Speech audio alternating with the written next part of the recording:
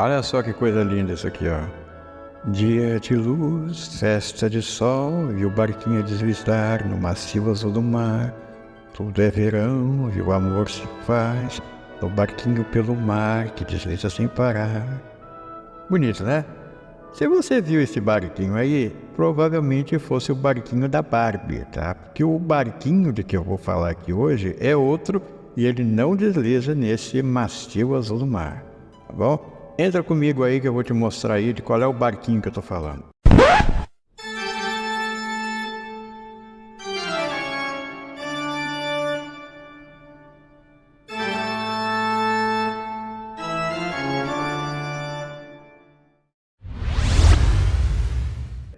Sim, eu estou falando do holandês voador.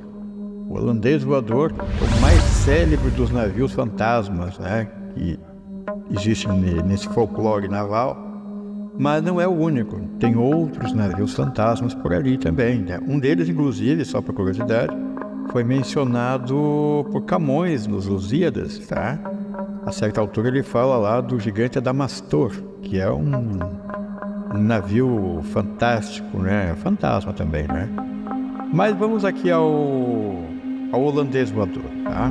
A história é meio controversa, mas ela tem umas bases assim que é pra gente pensar, tá? Então começa o seguinte: a coisa que teria começado no ano de 1680, apesar que a história não dá o nome do holandês voador, tá? Qual é o nome, né, desse navio, né? Porque é holandês voador, acho que você entendeu, é um apelido. Mas o nome, né? Qual é o nome, né? Tem uma lenda paralela que dá o nome dele de Afrikaanse Galei, tá? O Afrikaanse Galei seria o verdadeiro nome do holandês voador, mas disso não se tem essa informação exata. O que acontece é o seguinte: ano 1680, existia uma coisa no Oriente chamada Companhia das Índias Orientais. Então trazia especiarias lá do outro lado do mundo, né? China, Japão, aquela coisa toda, né? Da Índia, né? Trazia, né? Para as Europa, né? Trazia as coisas para a Europa. Então tinham navios mercantes, né, para isso, e um deles era esse aí, que depois veio a ser o holandês voador, tá? E esse navio era comandado por um homem. Agora tem outra controvérsia nisso aqui, tá? Porque são várias versões que dão nomes diferentes aos capitães, né, que seriam os capitães do holandês voador, tá? Mas o nome que é mais recorrente aqui, que é o que eu acho que inclusive é um sobrenome holandês, é Hendrik. Vou escrever aqui para você, tá? O nome é Hendrik van der Decken. Hendrik van der Decken.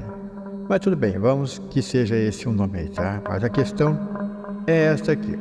Diz que numa viagem de volta, né, carregado de especiarias, tinha que passar ali, né, por baixo da África ali no Cabo da Boa Esperança. Vai passar ali por baixo, né, no Cabo da Boa Esperança, e aí acontece o seguinte: tá apontando ali que vai ter uma tempestade em alto mar ali, porque ali, não sei se você sabe, mas se não sabe, fica sabendo, que ali, assim como acontece aqui no fundo da América do Sul, também acontece isso, ali é o encontro de dois oceanos, tá? Tem dois oceanos que se encontram ali. Então tem sempre uma briga ali, porque são temperaturas, água de temperatura diferente lá, né? A salinidade é diferente. Então ali, ó, é temporal atrás de temporal o tempo inteiro, tá? Chamava aquilo de Cabo das Tormentas, né? Pra você ter uma ideia, né? Aí, para não assustar muito os marinheiros, né? O Cabo da Boa Esperança. Onde a Boa Esperança é que você tem esperança de que quando você passar ali não tem um temporal se formando, tá? Deve ser essa a Boa Esperança ali. Mas aí, então, tá tudo indicando, tem que esperar um pouco, né? Atraca um pouco aqui, espera que o temporal passar e depois... Mas o homem queria bater o recorde lá de velocidade, né? De fazer essa travessia, né, para entregar as mercadorias lá na Holanda. O cara resolveu enfrentar a tempestade, apesar de que a tripulação implorava ele que não, segura mais um pouco aí, algumas horas pelo menos, assim, não, que nada, vamos agora. Mas não deu outra. Ali tá, a tempestade pegou em cheio e tá ameaçando que quebrou o mastro e tudo lá, ameaçando que vai afundar o navio. Aí a tripulação começou a implorar a intervenção divina, né? Começou a implorar por ajuda e coisas assim, né? E diz que se fez presente ali uma visão espectral que eles identificaram como Nossa Senhora Luminosa, apareceu ali no convés do navio, né? E o capitão, ele insultou aquela imagem, né? Dizendo que isso é um fantasma, isso é não sei o que, e até atirou contra. Pegou a garrucha lá e deu um tiro, né, naquela imagem ali, né? Aí então o navio foi amaldiçoado. Foi amaldiçoado a navegar para sempre durante as tempestades, nos nevoeiros, as coisas assim. Agora aqui eu devo fazer só um detalhezinho para você. Eu acho que tem uma coisa nessa história que não ficou bem esclarecida, mas em todas as fontes, né, que eu fui pesquisar, assim, não me dava essa informação. Que é o seguinte, né? Diz que quando aparece o holandês voador, assim, você vê ele passando perto de você, tá? Você vê lá o capitão, uma cara assim, né, de morto-vivo ali, né, no convés, e diz que tem tripulação ali. Os caras, tudo tipo meio Walking Dead, mas estão ali. A questão é a seguinte, por que a tripulação foi amaldiçoada se eles estavam implorando por uma intervenção divina e teria aparecido a Virgem Maria para eles ali? E quem insultou e atacou a imagem foi o capitão. Por que os outros também foram punidos, né? Não seria o caso, assim, de liberar os outros e mantém só o capitão preso ali naquela situação? Mas, no entanto, parece que tem tripulação ali. E aí acontece o seguinte, esse navio, ele some, assim, passa um tempo sumido, daqui a pouco, assim, numa tempestade ele aparece nos nevoeiros. E eu vou contar uma coisa pra você. Agora aqui, ó, presta atenção. Isso aqui tem documentação sobre esses dois fatos que eu vou narrar pra você. O primeiro fato, ano 1881, quase bem essa data, ó. 1881. O jovem príncipe de Gales, tá? Que seria o futuro rei da Inglaterra, rei George V, ali como príncipe de Gales, estava lá num treinamento naval, porque não sei se sabe, todos esses reis da Inglaterra, eles têm que ter um cargo na marinha, né? A marinha britânica lá é uma coisa assim, né? Aí então ele está lá no treinamento, num navio lá com mais 12 tripulantes, um navio pequeno, né, chamado HMS Inconstant. Este HMS é o navio de Sua Majestade. Estava na costa da Austrália e de repente eles avistaram o holandês voador. Isso foi registrado em diário de bordo. Agora vou dizer uma coisa para você. O cara lá que vai ser rei da Inglaterra, o cara não ia se prestar a botar uma bobagem, uma mentira, uma fake news no diário de bordo. Dizendo que eles avistaram um navio fantasma que eles identificaram como sendo o holandês voador que passou bem pertinho deles ali e sumiu de repente. Mas assim como do nada ele apareceu, ele passou pertinho assim, sabe? E de repente foi sumindo assim, foi se esvanecendo, sumiu. E todos os tripulantes ali viram isso e o príncipe registrou no diário de bordo. Então, como disse para você, e eu acho esse relato assim bastante interessante, porque o cara que vai ser rei da Inglaterra não ia se prestar a isso, né? Vai ser visto assim como uma coisa ridícula. O sujeito que vai ser o rei da Inglaterra tá lá narrando que viu fantasma no mar. Mas o cara registrou no diário de bordo. Não foi nem ele contando para alguém, ele registrou no diário de bordo lá, que tiveram uma visão apavorante lá, um navio espectral surgiu do nevoeiro assim, apareceu na frente deles, mas assim pertinho ali, né, a ponto de você ver lá que tinha tripulantes a bordo, né. Assim, um navio assim, certamente lá século XVII, uma coisa assim antiga, né, mas todo detonado assim, né, passou ali e sumiu, foi sumindo devagarinho, tá? Agora, depois disso, teve uma situação que também foi documentada, que é o seguinte, Segunda Guerra Mundial. Tem um sujeito ali que depois virou um almirante, tá? Eu vou botar a foto dele aqui pra você, tá? Esse homem aqui, esse aqui é o almirante Karl Dönitz. Você tem uma ideia da importância desse homem no contexto da Alemanha em guerra? Esse cara aqui é o mais antigo membro do Estado-Maior alemão, que era o OKW. OKW significa Oberkommando der Wehrmacht, que é o Alto Comando das Forças Armadas. Esse cara é o chefe do Estado-Maior das Forças Armadas, que é o oficial mais antigo. Inclusive, esse cara, ele era o que ia substituir, se tivesse dado certo aquele atentado que fizeram lá em 44, né, contra Hitler, esse cara aqui já estava programado para assumir o poder executivo na Alemanha e declarar a rendição incondicional da Alemanha para os aliados, tá? Ele ia assumir o poder executivo para dar a rendição da Alemanha, tá? Bom, mas é o seguinte, o almirante Dönitz, na época, isso aí era 1941, acho. 41. A esquadra de submarinos da Alemanha, eles chamavam lá, usavam uma técnica chamada Alcateia, tá?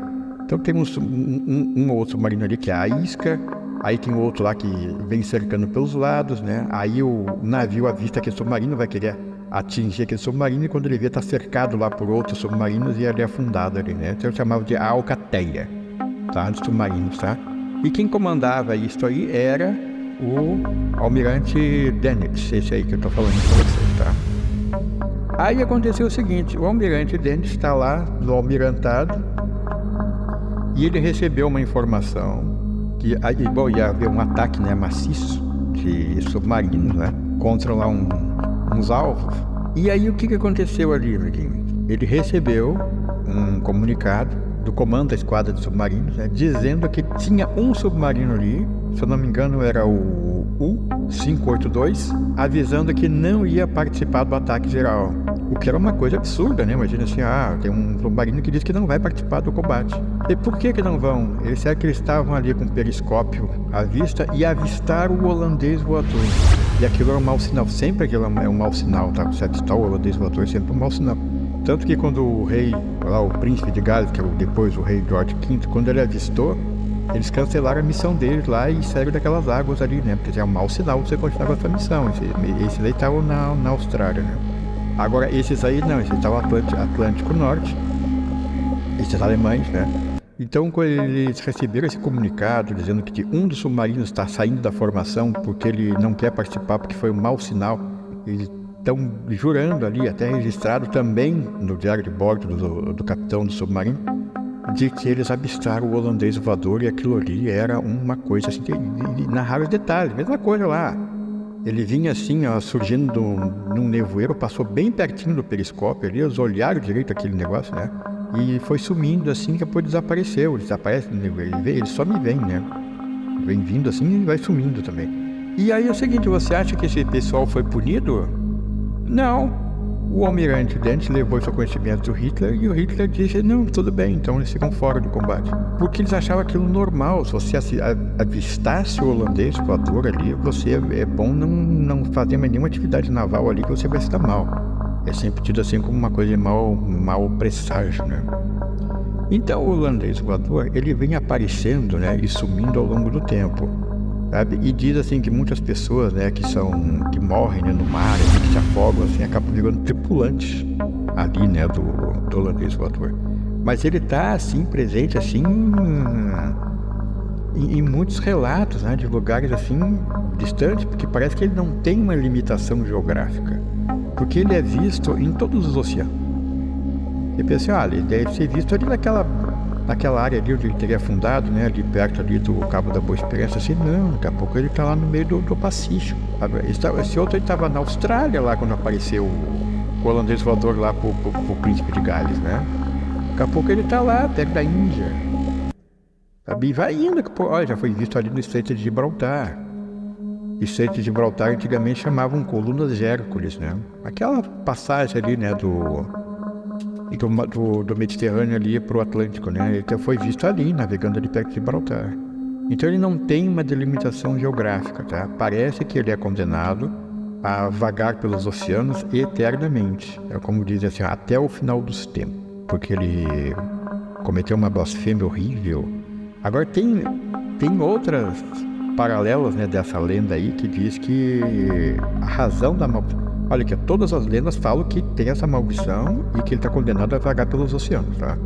O que vai mudando é por que foi condenado a navegar pelo oceano. Diz que é o seguinte, tem uma outra versão, diz que esse mesmo capitão aí, ele tinha uma pressa, né, de bater aquele recorde, né, de travessia da Índia para a Holanda. Então tem que passar ali por baixo ali pelo Cabo da Boa Esperança, né, depois subir todo o Oceano Atlântico lá para a Europa, né? E aí diz que numa dessas lá ele estava na iminência de não conseguir atender aquele prazo ali e um outro lá ia passar na frente dele. Então ele teria feito uma espécie de pacto com o diabo, mas foi uma aposta que ele fez lá, num jogo de dados, onde se ele ganhasse, ele ia sempre ter muito mais velocidade que qualquer outro navio para fazer aquela travessia. E diz que o diabo apareceu lá e jogava dados com ele, né? E ele teria ganho. O capitão teria ganho nos dados lá, ganhou do diabo. E o diabo descobriu que os dados eram viciados, ou seja, ele tentou trapacear o diabo, e aí ele foi condenado. Tem essa versão também, tá? Você vai encontrar essa versão também. Então aí ele foi condenado, sabe? E aí explica por que a tripulação também tinha sido condenada, porque todo mundo sabia que aquele capitão trapaceava nos dados e ninguém avisou o diabo. Que ele se fez presente mesmo lá, do jeito que ele é. Ele apareceu no convés lá, né, e aceitou, porque o cara invocou, sabe? E, olha, se eu ganhar nos dados, você tem que me conceder uma coisa aqui, que eu quero que esse navio sempre tenha velocidade, assim, recorde, que os outros lá levam, vamos dizer assim, levam 60 dias para fazer essa travessia toda aqui, eu quero fazer isso na metade do tempo. Mas ele tentou trapacear o diabo. O diabo não gostou da tentativa de trapaça e aí ele teve essa maldição. E novamente, como eu digo para vocês, explica por que a tripulação também teria sido amaldiçoada. Já que naquela primeira versão eu não entendi por quê, né? Porque na primeira versão eles estão implorando a ajuda divina e veio a ajuda divina e o capitão é que insultou aquela imagem que apareceu ali, né? Mas agora, por que a tripulação teria sido amaldiçoada ali, se foi o capitão que fez a coisa, ali não ficou bem explicado. Agora já nessa outra versão aí, diz que sim. De toda forma, seja na primeira versão, seja na segunda, e tem até uma terceira versão, mas em todas elas não nega ali que o navio ele é amaldiçoado, ele aparece nos oceanos, de repente, assim, do nada. Pode ser numa noite de lua cheia, pode ser assim numa tempestade, pode ser assim no meio do nevoeiro, ele aparece. Ele só não aparece de dia, tá? A pessoa diz assim, olha, de dia ele não só aparece, ele aparece assim, tipo assim, ó, quando tá anoitecendo, tá aquele lusco-fusco, sabe? O sol já tá se pondo no horizonte, assim, já se pôs no horizonte, mas já tem aquela claridade, assim, ali ele pode aparecer. Ou em tempestade, assim, muito violenta, assim, ele aparece também, né? Nos nevoeiros, à noite, assim, ele aparece também. E quando ele aparece assim no nevoeiro, assim, você vê primeiro as lanternas, né? Aquelas lanternas penduradas assim nas laterais, assim, né? Você vê aquilo ali, né? Porque ele não é um galeão. O tipo de embarcação ali seria o chamado filibote. O filibote, ele é menor que um galeão e ele não tem canhões. O galeão, ele tem canhões, é um navio de guerra, né? Então ele é maior, mais largo, né? Mas esse não, esse é um navio mercante, então ele não tem canhões. Nós falando em canhões, só para acrescentar aqui, um galeão normalmente tinha 12 canhões, né? Cada lado. É um galeão, né? Pra você ter uma ideia, a Invencível Armada Espanhola tinha um navio lá, que era o orgulho da frota. Era o porta-aviões da época, né? Que era o Erasmo. Lembra como se fosse hoje, tá? Mas muito maior que um galeão normal. Pra você ter uma ideia, olha aqui, ó. Um galeão normal tem 12 canhões, um de cada lado. É 12 canhões de cada lado, né? São 24 canhões ali, né? O Erasmo tinha 48 canhões de cada lado. Olha o tamanho dessa coisa, cara. Isso era o porta-aviões da época lá, né? Mas mesmo assim ele acabou mostrando que essa Invencível Armada não era tão invencível assim. Mas isso eu conto em outro momento aí, porque não se deveu à habilidade dos marinheiros britânicos, né, de vencer a Armada Espanhola ali, né, e sim um temporal em alto mar ali que destruiu a frota, mas depois eu conto isso pra vocês, tá? Mas me lembra como se fosse hoje, parece que eu tô vendo a cena, né? Vamos aproveitar que a conversa está boa e deixar aquele like que você vai esquecer se deixar para depois. Deixando seu like, você me incentiva a produzir mais vídeos como este. Clique para que eu saiba que você aprecia o meu trabalho.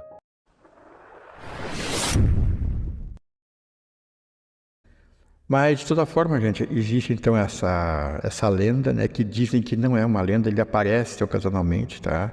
Eu não sei, cara, onde é que foi parar aquele relato. Tinha aquele pessoal que faz aquelas viagens de veleiro, né, da família Sherman, não sei se vocês conhecem. Tinha aquele veleiro deles, o Aiso. Eles viajam pelo mundo, né, uma família que viaja pelo mundo aí, né. Tem um relato deles que eles viram um troço desses, à noite. Eu tava procurando aqui se eu achava aqui, eu não encontrei isso aqui, cara. Mas eu sei que tem esse vídeo, tá? Eles avistaram uma coisa que eles acharam que aquilo era o holandês voador. Tá? E narraram exatamente como era, olha, um navio assim, a vela, né? Imagina, um negócio que não se usa mais, né? Um navio assim. Hoje só tem navio a vela assim que é quase assim um museu naval, demonstração, né? Até o Brasil tem aí, né? Acho que é o Cisne Branco, uma coisa assim. Que é um navio a vela, um veleiro, né? Mas ele não é mais impulsionado a vela. Aquelas velas é quase que figurativo, tem motores hoje em dia, né? Mas ainda tem as velas lá, né? É quase uma coisa assim meramente demonstrativa, né? Mas esse não, esse aí é um navio antigo mesmo, assim, tá vendo? Assim, um negócio antigo pra caramba, né? Aquele navio. E há velas, mas todo detonado, assim, tipo velas rasgadas, assim, né? Mas vem com aquelas lanternas penduradas, né? Com as velas, assim, né? Penduradas, assim, né? Na frente e atrás, né? Que eles tinham, né? Diz que aquilo passou, assim, ali adiante, assim, eles olhando aquilo, né? E a mesma coisa de sempre, né? Ele surge de repente, aí ele passa perto de você, assim, daqui a pouco ele vai sumindo e desaparece. Então tem ocorrências desses avistamentos pelos mares do mundo inteiro, hoje em dia, né? E não é o único, tá? Eu estou dizendo para vocês que ele é o mais famoso, porém o holandês voador não é o único, sabe? E ele é verdade, tá? Existe esse navio. Ninguém está dizendo que ele é só uma lenda, uma aparição. Eu vi umas explicações esdrúxulas que tentavam falar até que aquilo ali é o efeito Fata Morgana. Fata Morgana é uma miragem em alto mar. A miragem do deserto, tá? Você está andando no deserto, tá? Aí você vê assim como que ali está vendo ali uma cidade lá adiante. Aí você vai, né, cambaleando, né, louco de sede em direção à cidade que você está vendo no deserto. Aí, à medida que vai chegando perto, ela vai sumindo, né? Era uma miragem aquilo, né? Agora, o que é aquilo ali? Aquilo ali é uma refração da luz que está trazendo uma imagem que está muito longe dali, colocando ali, como se estivesse pertinho de você. Então você olha assim, tem uma cidade ali. E não tem, mas aquela cidade existe, mas é bem mais longe, tá? É um efeito óptico aquilo só, tá? E em alto mar acontecem essas coisas também, né? Tem uma foto clássica ali de um petroleiro, parece que você olha, ele está voando, está acima do horizonte, né? E, no entanto, aquilo é uma imagem, aquele petroleiro ele não está ali, ele está muito mais longe. É que, como eu disse, por um efeito prismático, né, da refração da luz, a imagem daquele petroleiro, no caso, tá, que está bem longe, é trazida assim para mais perto, você acha que aquilo está ali, mas não está. Alguém tentando explicar que o holandês voador podia ser isso, né? É Fata Morgana. Querido, então tudo bem, vamos dizer que é Fata Morgana, tá? Me diz o seguinte, primeiro, como é que faz essa refração da luz à noite? Porque ele aparece à noite, normalmente, tá? E mesmo nas ocasiões que ele aparece sim, não está totalmente noite ainda, diz de onde é que essa refração da luz foi pegar a imagem de um veleiro do século XVII para jogar agora ali, pertinho ali para você ver aquilo. Ou seja, é uma miragem, mas a miragem ela está trazendo para perto uma figura ali que está, na verdade, muito longe. Mas onde é que está ancorado agora esse navio do século XVII para a imagem dele ser trazida por refração aqui para perto, para você achar que ele está aqui pertinho, mas está longe? Onde é que hoje em dia você encontra um navio do século XVII ali para você ver ele pertinho ali, que é um efeito prismático de ilusão de ótica? Não tem, então são pessoas, aqueles especialistas, né, tentam dar explicações e não conseguem, então não tem essa explicação aí, não é uma miragem. Onde é que está o navio original então? Já que aquilo ali é uma imagem que está sendo trazida, né, por uma refração, cadê o original disso aí? A quantos quilômetros está esse navio original aí? Não tem, onde é que vai ter um navio do século XVII navegando agora, pô? Então, existe, tá, o holandês voador, ele aparece em qualquer oceano, é mais uma daquelas coisas sobrenaturais do nosso estranho mundo assombrado. Eu queria participar de vocês disso aí, tá? Outra hora eu vou falar do relato lá do Camões, que também fala de um navio fantasma, chamado Gigante Adamastor, tá? Que já tinha essa coisa de navio fantasma lá no tempo do Camões, lá, que era 1500 alguma coisa. Já tinha relato de navio fantasma, que isso é uma coisa que sempre existiu no folclore naval. Navio fantasma sempre teve. A questão é que o holandês voador é o mais famoso deles. Isso é inegável, tá? Esse é o mais famoso. Mas não é o único. Então eu só queria contar para vocês a respeito desse evento que existe esse navio fantasma que está aí, supostamente condenado a navegar até o final dos tempos. Tá bom? Por enquanto era isso. Muitíssimo obrigado pela sua atenção. A qualquer momento nós voltamos aqui com mais uma história, né, escabrosa e sobrenatural para vocês. Grande abraço e vida e vitória.